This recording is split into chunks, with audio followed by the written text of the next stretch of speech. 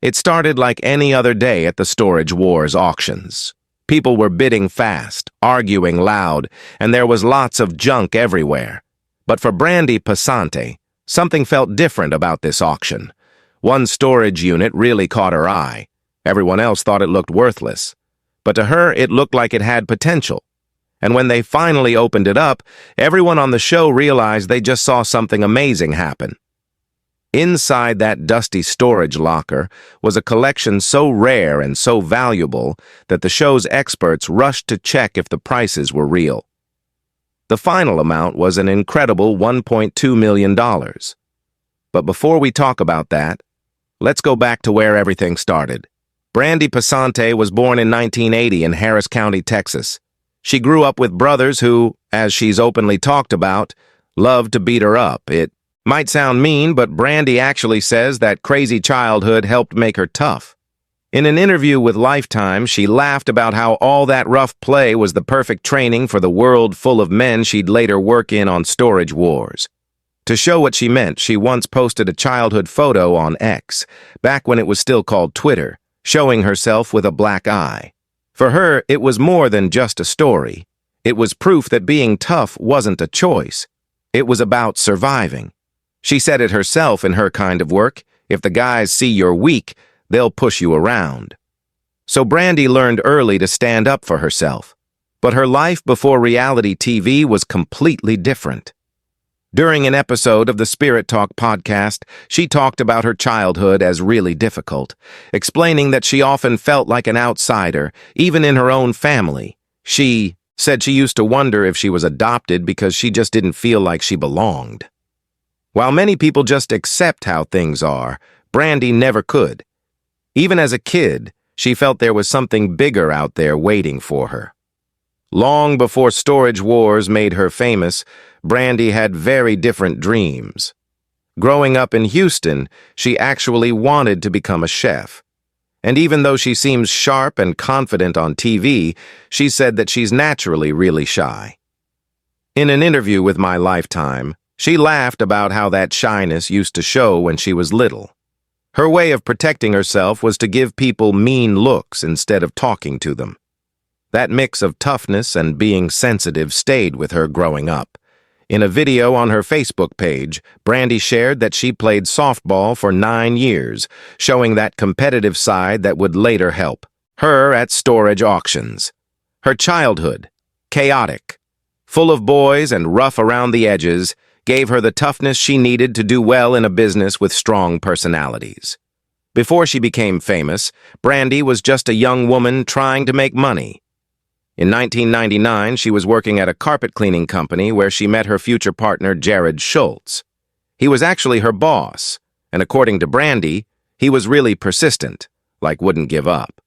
She told the Philippine Daily Inquirer that Jarrod wore her down. Jarrod, of course, tells a totally different version of what happened. In a Facebook Live video, he joked that Brandy was the one chasing him, saying she pretty much followed him around after she got hired. He admitted that dating someone who worked for him wasn't exactly smart, even saying a friend had to leave notes on his truck, reminding him to be nice to her because he could be kind of rough. Jarrod often laughed about how they didn't match, saying he wasn't exactly good-looking, so he used humor and wouldn't give up. But Brandy's side of the story is completely opposite. She said that Jarrod was the one constantly flirting with her, and that it was more embarrassing than romantic at first. Still, not giving up worked. By all accounts, their beginning was like a battle of personalities, his stubborn charm against her quiet strength. But in the end, whatever version of the story you believe, one thing's clear. It worked. Brandy and Jarrod became a couple. And from there, their story took off faster than either of them ever expected. Now, Brandy and Jarrod never actually got married, but they built a family together, raising 2 kids, their son Cameron and daughter Peyton. For the most part, they've kept their kids away from the cameras. Though Brandy has shared parts of their family's story, especially the health problems they've dealt with over the years. During her time on the Dad Diary podcast, Brandy opened up about Peyton's rough start in life. When Peyton was born, she was both deaf and had a cleft palate. At just 6 weeks old, she had her first surgery, one that thankfully brought back her hearing. What happened left Peyton with a small speech delay, so she spent years in speech therapy. Brandy explained that joining her school's cheerleading team later on helped a lot, not just for her speech, but for feeling confident too. Cameron had his own health scare. During a regular checkup for a urological problem, doctors found a mass on his kidney. It led to months of watching it before his symptoms got worse, which meant a long hospital stay. Brandy remembered spending 3 months with him at the Children's Hospital of Orange County. 3 months that took him away from high school, but showed how strong he was. As much as Brandy loved being a mom, she quickly figured out that staying home all day wasn't for her. In an interview with My Lifetime, she admitted that while she loved her kids, the experience left her feeling alone and unhappy. She believed that working actually made her a better parent. Jarrod, meanwhile, moved into the mortgage business as Brandy focused on taking care of their children. But when the late 2000s recession happened, everything changed. He suddenly found himself without a job and without unemployment money. As he later told the Orange County Register, finding a new job wasn't easy. Then came an unexpected help. Jarrod's aunt, who ran a storage facility, told him about the auctions held for units people didn't pay for, which gave him an idea. Soon, Jarrod and Brandy started going to those auctions, bidding on lockers and reselling whatever valuable stuff they found. Before long, their house was packed with things they found. Brandy even joked that they were one step away from ending up on the show Hoarders.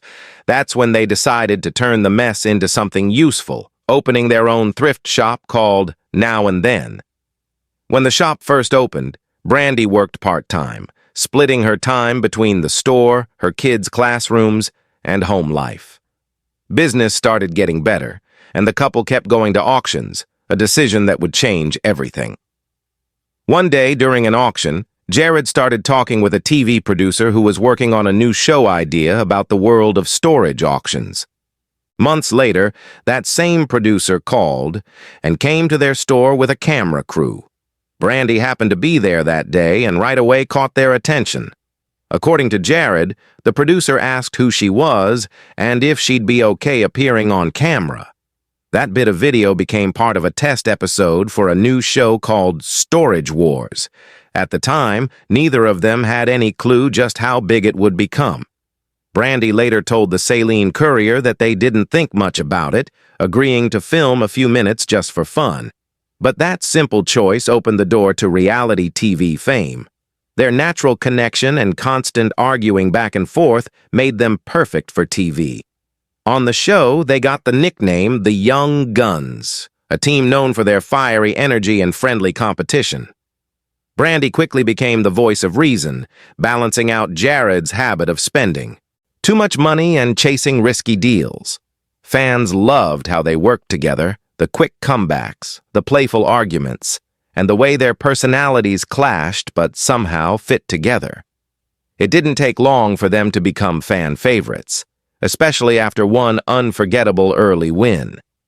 In Season 1, they took a big risk, outbidding another buyer and spending $1,700 on a locker.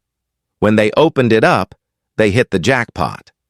A bunch of vintage toys and collectible action figures worth nearly $12,800. It was the kind of score every bidder dreams about. But behind all that excitement, problems started to show up in the Storage Wars world. Cast member Dave Hester started questioning how real the show actually was. By 2012, his worries turned into a full lawsuit against A&E and the production company Original Productions.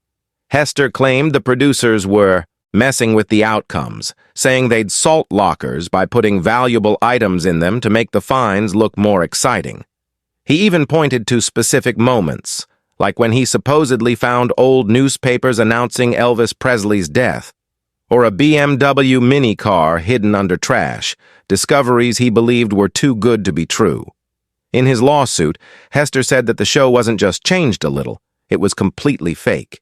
He accused the producers of writing what cast members said, setting up auctions, and even paying for lockers when stars couldn't afford them.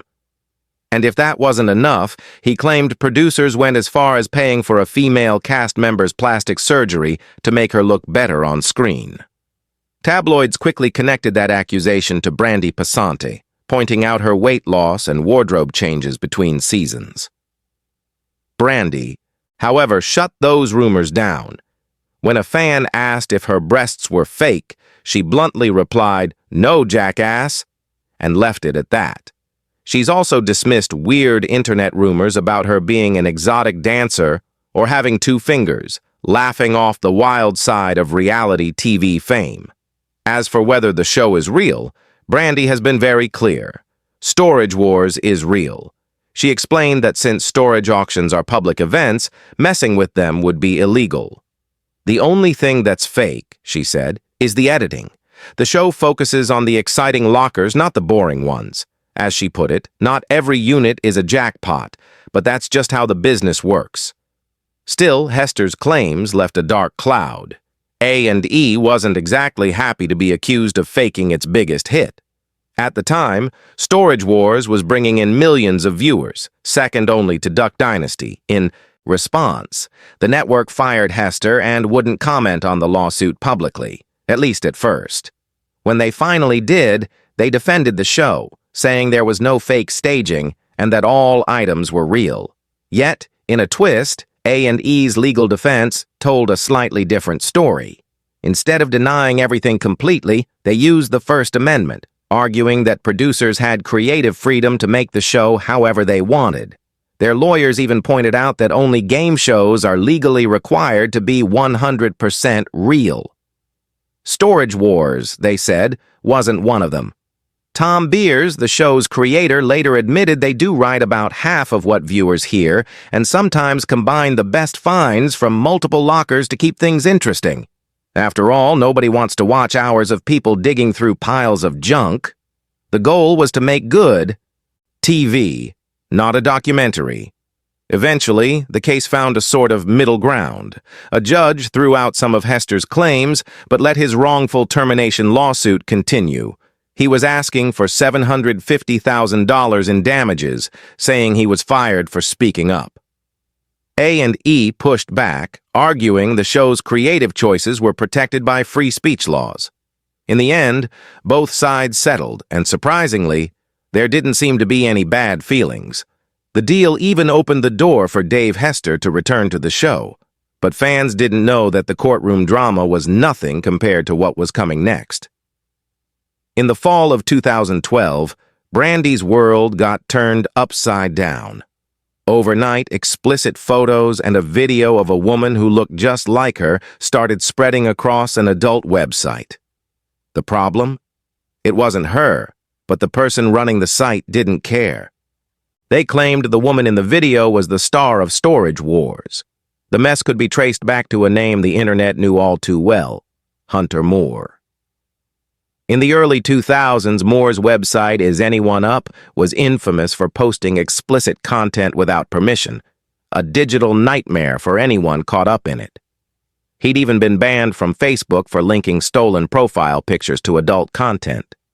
When that door closed, he simply took his operation to Tumblr and Twitter, where he uploaded the fake video, claiming it showed Brandy Passante. Brandi first found out about it through messages flooding her Twitter feed. From the start, she made it clear the video was fake, but that didn't stop the damage. Later, she described what happened as terrifying, saying her biggest fear was that her family might find the video online. Determined to clear her name, Brandi filed a lawsuit against Moore, accusing him of defamation, invasion of privacy, and consumer fraud. The court papers detailed her shock and embarrassment, explaining that she had never made such a video or even had any contact with Moore. The fake content was created only to use her fame and drive traffic to his site. She asked for $2.5 million in damages. But while she technically won the case, the court only gave her $750, a symbolic victory that left her feeling empty. To make things worse, Moore made fun of her on social media afterward, proving that he had learned absolutely nothing from the judgment. The invasion of Brandy's privacy wasn't the only time her looks brought unwanted attention. Fans have long pointed out that inappropriate comments about how she looked were common online and even slipped into the show itself. One particularly uncomfortable moment came when castmate Barry Weiss made a suggestive joke, saying he liked to dip cigars in brandy. On the surface, it sounded harmless, but most viewers took it as a crude play on her name. The exchange quickly became one of the show's most talked-about moments. Fans on forums like Reddit and NeoGAF couldn't stop discussing how visibly annoyed Brandy looked, calling out Weiss's comment for going too far. Even years later, that clip still gets brought up, a reminder that women in the spotlight often deal with way more than what audiences ever see. But beyond the headlines and the lawsuits, the show was about to stumble onto something even darker. One of the most chilling discoveries in the entire show happened during Season 5, Episode 5 of the A&E reality series. Brandy opened a locker so creepy that she almost refused to unpack it. The first sign that something weird was going on appeared right away. A decorated deer skull, and not a fake one. It had ritual-style beads wrapped around its antlers, setting off a creepy tone from the start. Even then, Jarrod Schulz couldn't resist joking around, picking up an old petrified ear of corn that had been lying next to the skull and pretending to chew it. Brandy's reaction summed it up perfectly. She didn't want any part of it in her shop, but that was only the beginning. As they dug deeper, the discoveries became even more disturbing. There was a bag filled with preserved chicken bones, another that seemed to contain human hair, and a strange rattle made from bird beaks. The most shocking piece, though, was a wooden ritual scepter carved with the image of a man wearing a chicken on his head. Brandy couldn't help but wonder out loud if it was the kind of thing a chief would hold during a sacrifice, though everyone hoped that wasn't the case. Despite the creepy collection, Brandy and Jarrod still decided to buy the locker for $900 and somehow managed to make a profit from it. Still, you have to wonder whatever happened to that bizarre scepter. Then came another jaw-dropping moment, one that mixed horror and disbelief. Schultz accidentally knocked over Passante while rummaging through another locker, only for her to discover something straight out of a nightmare, a case full of human teeth. Schultz tried to stay calm, guessing they were modern dental implants, but Passante insisted they were real individual teeth. In the end, they were both right. The team brought the gruesome find to the OC's Dental Academy, where experts confirmed it was actually a collection of vintage dentures. Decades ago, individual teeth were attached to dentures using medical-grade wax.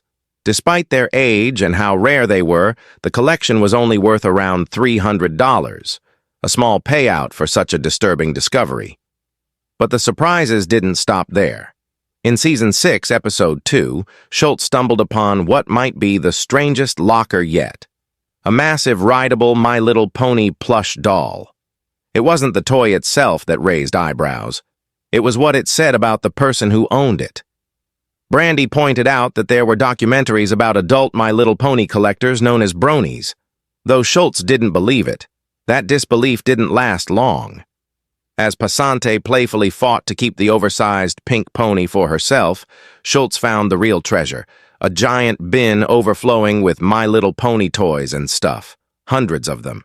Clearly this locker once belonged to a devoted collector.